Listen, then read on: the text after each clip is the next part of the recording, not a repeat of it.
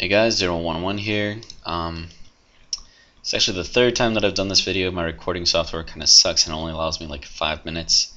So this video is going to be kind of long, so I'm going to have to do it in a lot of different videos. So, first video will be explaining what this video is about. Basically, what I'm trying to do is encode data onto a clock signal. So to explain what I'm trying to say when I say that, I've got a 1, a 1, a 0, and a 0, and then this guy right here, which most of you should recognize as a graph of a sine wave, sort of. So this one right here, this top one, this green one right here, is a clock signal. The blue separates the periods, the red separates the quarter of periods. So as you can see, I've got, a period for each of the pieces of data on here. So clock signal goes up on the first quarter of the period, goes down before the second quarter. Continues on throughout the entire thing. So that's our clock pulse. It's steady. It never changes. And then our data is going to be going up on the first quarter of the period, and then continuing on to the second quarter of the period, and then dropping down for the last 2 quarters of the period. And that's for the first one. Then the second one will do the same thing. The 0, because it's a 0, will be nothing. And then what the clock signal is going to look like after that is this one right down here. So you'll have the clock signal going up, but seeing as how we've got this guy added with this guy, it'll actually extend this so that way it looks like this one right here. And then it'll do the same for the second one, and then because this is a 0, 0 plus a little blip on a clock signal equals the blip on a clock signal. So that is what we get for our output. Alright, so that's what I'm trying to do. These are my attempts that failed, and then this is the one that actually worked. So right here in this little black box, this is a clock pulse generator. So we've got the clock controller and the clock starter. So this lever controls a piston, which controls a block, which goes into the little timing circuit right here. And then this button right here goes into a pulse generator. So it'll take the long signal of the button and translate it into a short pulse, which will then be fed into the timing circuit. Yeah, I'm going to stop this portion right here. I've explained what the video is going to be about and the clock. And we'll get started on the next part. Okay, part 2. Now, we've got our clock pulse coming out through here. I'll show you. It'll come out through this box right here. It'll go down this line over here, and it'll also be fed into this right here. Now these 5 sets of blocks right here, you should, well, may not, but this is the memory that I've been using a lot lately. This is a dual input, single output resettable memory. So the way that works is your data will go into the top here. Your control, which controls whether the memory accepts the data or not, is down here. So if this is high, then it'll accept whatever is set up here. If it's low, then no matter what's up here, the memory will not accept it. So I've got 5 of these guys. I'm going to be doing 4 bits of data plus a control bit. The control bit will go first. Okay, so I've modified these slightly so that way they have a piston at the end of it. And let's see. Okay, so what's going to happen is the clock pulse will go through here. And then so long as this guy's on right here and this clock pulses, then this will go over here and that'll turn on high and a lot of other good stuff. Which will then is like the data, and then the clock pulse will go through on the first one, and then as soon as that first clock pulse matches what's up here, so as soon as you get a 1 up there and a 1 up here, then this will go through and set a 1 over here, which will then set this guy down. The clock signal, which is the bottom one right here, it's kind of hard to see, I know, will then be going through here, and then it'll be split right here. This one won't be down yet, so it'll go over here to the control of the second one, and then it'll do the same thing as the first one did. So as soon as that is a 1 and that is a 1, then this one will go down, which will then go onto this one, and as soon as that's 1, then this one will go down. So basically what's going to happen is on the first clock pulse, this one will go down. On the second clock pulse, this will go down. Third, this one. Fourth, this one. Fifth, this one. And then they will stay down until I reset it. So you'll have 5 1s right here. Now the entire purpose of this is that way I can get a signal that will activate at the same time as the clock pulse. And that's important for this. The second part of this is a bunch of pistons right here, which are controlled through a single lever. These act as a bank of transistors, with the top being the gate, and then the bottom being the source and the drain. So when this is activated, this goes down, and then whatever data or power is going through here will go through onto the next one. Okay. Next step. This is another set of memory, only this one has a different purpose. What's going to happen here is once these are all down and this is all set, because the clock pulse is going through here and through the transistor thing right here, you're going to get a bunch of clock pulses going through here, which is not what I want. I want a solid output, but I want it to be sequential. So on the first one, on the first clock pulse, the first one will go on, stay on. The second clock pulse, the second one will go on, stay on. Third one, fourth one, and so on and so forth. So the way I have this set up is that the output here is going to go into both of these, but it's going to be tied to the same thing. So long as these are connected to the clock signal and they're going to be pulsing with the clock signal, it'll send in a 1 onto these at the same time, which effectively keeps this at a 1 right here. So this is the output of this. So basically what's going to happen is it'll be just a lot of clock pulses. It's going to be kind of ridiculous. So that's going to go through all there, through all here, and then on the first clock pulse, this one will turn on, stay on. Second clock pulse, this one will turn on, stay on. Third clock pulse, this will turn on, stay on. Fourth clock pulse, this will turn on, stay on. Fifth one, so on and so forth. Okay, now I'm going to skip this part right here and go into here because this is also important. This is going to be the data that you're trying to encode. This is what sets the data. Now, as I said, the first one is the control signal. This will always be high. So that one will always be set to 1 as soon as this is set. And then our data here will be going through all of here. Once these are set and I hit the button, then it'll actually store that data into here. Now, so far we've got this guy, which will go on at the first clock pulse. It'll match up with our control bit, and then this right here is actually an AND gate. So once these are both high, then this will go high. Okay? And then it'll go on to the next step over there. The second clock pulse, this one will go high and go over there. Third clock pulse, this one will go high. Fourth one, fifth one, etc. Okay. So now we're going to have all of these things be high eventually, but it'll go sequentially. So this one first, then this one, then this one, then this one, then this one. So the way that I've dealt with that is we've got a pulse generator right here. Now this, on the first inrush of a pulse, or of a signal, this will send out a single pulse and then it'll stay off until that inrush comes in again. So long as this stays on, that pulse will only happen once. Same one over here, and I've got it set up for all of these. After that we go through some pulse modulation. What's going to happen is you'll get a nice quick clean pulse out of this, but we want it to be longer than the clock pulse.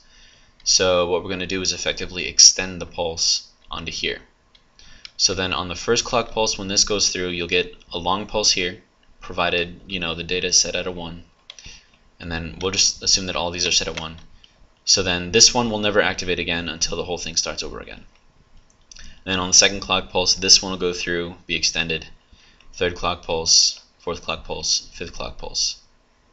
And then, so what you're going to do is you're going to get a bunch of extended clock pulses that will pulse at the exact same time as the original clock pulse, the one that's being set over in that little box over there. Alright, I'm going to stop it right here because I think I'm running out of time, and I will start on part 3 after this.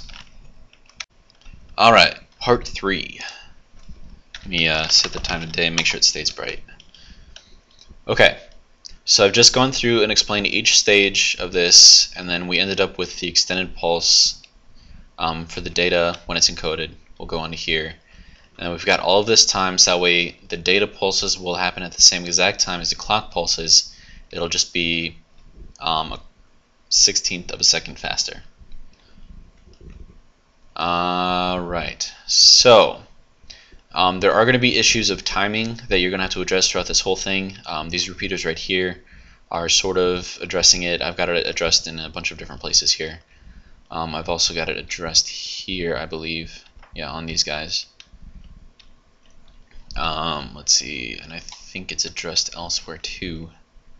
Now, timing is going to be extremely important during this entire thing. Like, if your timing is off even by a little bit, it's gonna look like trash. You're not gonna get a good signal out of this.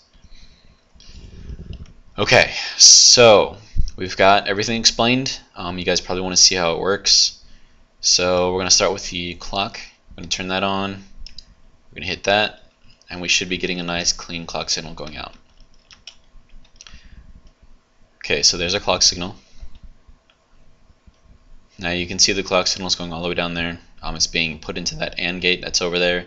It's also being putting into the control of the first little memory circuit right here. Okay. Now you notice that without this being down, this clock signal does not go through here. So in order for it to go through here, this has to go down first, which is why I have it set up the way that I do. So now we're not going to go through and send it through the whole thing. I just want to show it to you piece by piece. So we've set that on. Now watch the first one. It goes down. Now the second one goes down. Third one goes down. Fourth one goes down. Fifth one goes down. Alright. Now take a look at the signal here. You'll see that this is actually going through along with the clock pulse. Alright, now we're going to set down our little transistor bank, and you're going to see the modulated one going through here. Now going through all this timing here, you can see that the signal on all 5 of these happens at the exact same time, which is exactly what needs to happen. Now because these were all set through at the same time, all of our outputs here are set to high, and then our data here, these are all set to high as well.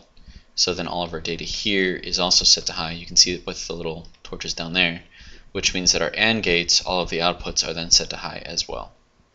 Okay. Now I'm going to show you how these AND gates are going to change based on the data that you have inputted. So we're going to take these first two. Now granted, remember there is a control bit, so this is actually the second and the third one. So we're going to set that through. Alright. Now the control bit, now you'll see that without the data there, this actually stays low. This one stays low, but this one will stay high so long as the data is stored in this memory here. Alright. So now we've got all of this going on, and this will slow down your computer a little bit. It's a lot of graphics that this thing has to calculate all at once. So we are going to shut that off. I'm going to shut that off. Now this memory here is going to have to be reset. Every time that you send any kind of memory through, it's going to have to be reset. So like each time that you send data through and encode it, this is going to have to be, reset. I've said that like 3 times already. So what I'm going to do eventually is put in a little bit more coding, I guess. So that way as soon as this goes through and sends out that last one, or I'll just have it count pulses or something like that, then I'll just have it manually reset all of this stuff, and then so it would have to go like turn this guy off, reset this, and then turn this guy on, and then flip this for the next set or something like that. Okay. So everything should be reset now. All that is set to 0, which is good. Okay, so now we're going to send everything through all at once, and I'm going to rush over here so that you can see the timing. This happens in about 2 or 3 clock pulses, so I have to get over there pretty fast. So, and we're going to go. Okay. Now, this is a pretty good vantage. Okay, so the first one just went through. Now the second one is not going to go through, the third one is not going to go through, the fourth one will go through, and then the fifth one will go through. Now you should have seen that on these guys right here. You can replay it if you want. These guys only lit up once, and that was based on whatever data that we had set. So now I'm going to turn this guy off, reset it, and then I'm going to change this data so you can see all of them, and then we'll see what the actual output is going to look like right here.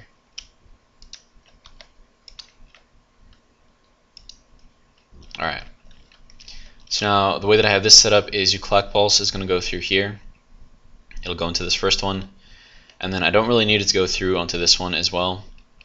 Well, actually I do, because this will only show the data output, or the encoded pulses, and I want the entire data stream to show. So I've got the clock pulse going into here and the encoded data pulse that's going through here onto this one. So right now when you have basically a bunch of zeros is basically what's happening. These will both blink at the same time. If you have a 1 that's encoded, this one right here will stay on for twice the duration of this one, and then it'll turn off, and then it'll do the same thing over again. So we will go ahead and start this up again, and then I'm going to rush over there, and then you guys can see what's going on. So that was 2 pulses, and the first one was already through. And that didn't work correctly. Huh. Oh, I think I forgot to reset it. Okay.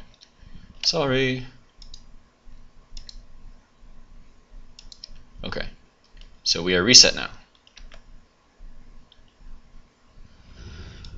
Alright. So we got this guy. That's been reset. So we're going to go over here now again. Okay, so pulse. This should be the first data. There you go. See how it encodes it on there? This one stays on just a little bit longer. And then that was all the data right there. Oh. Okay. What's going on? Oh, it's not working. Okay, what did I do wrong here? Aha! I left the reset on. This should normally be a button, but what I wanted was to make sure that this was for checking the timing on all of this stuff. So you'll see as this goes through, I had to modify the timing. That's what these last repeaters are for. So yeah, if you leave the reset on as a lever, then these will pulse with each clock pulse, and you'll get a modulated signal each time. So that's not what we want. So yeah, sorry, my bad. Now that should all be reset. Yep. Okay. Turn that off. Okay. Turn that off. All those pistons will pop up. Okay. Turn this guy on. Turn this guy on. And we'll try it one more time. Okay. So first one. Second one. Third one. Fourth one. Fifth one. And then zeros. Okay, that one worked properly. Okay, now I don't want you to believe this is just a bunch of smoke and mirrors, so I'm going to encode a different set of data on here. So I'm going to make it skip. So the first one will be on the control bit, so I'm going to have it skip that one and skip this one. So it'll be every other clock pulse now. Okay, has that been reset? I don't know. We'll reset it again anyways. Okay. Set that down. Okay, so here we go. Second one, third one. Okay, now first data bit, second data bit, third data bit, fourth data bit, fifth data bit. And then we're good. So you will have noticed that on the first, third, and fifth one, that this one stayed on longer. The second and fourth one, it was the same as the clock pulse right here. Okay. So this was the entire thing right here, encoding data onto a clock pulse. And what I have down here is going to be for the next video, which I haven't quite built yet, is going to be taking that and then decoding it into usable memory. I think I should be able to explain that right here. Basically, this is just an AND gate. It compares the normal clock signal along with an extended clock signal. So this one will turn off later than this one will. But if there is a 1 stored there, when the clock pulse is longer, then these will still both be on at the same time, which will then turn this guy on, and then that will be your data. The first one will be your control bit, which then activates all the other decoding stuff, and then you can actually run everything off of that clock signal and start it up and everything. So we're going to encode full data so you guys can see it. Okay. Turn that off. I'm going to reset everything. Okay. Control on, and then we're going to start, and I'm going to run over here. Now watch down there. Is it not working? It's not working. That's awesome. Okay, so it didn't work. Odds are there's a glitch in when I started it. If I start on the wrong part of the clock signal or something like that, then it won't work. And I don't know. It's not perfect, but we'll try it one more time and see if we can get it to work. Alright, and there we go.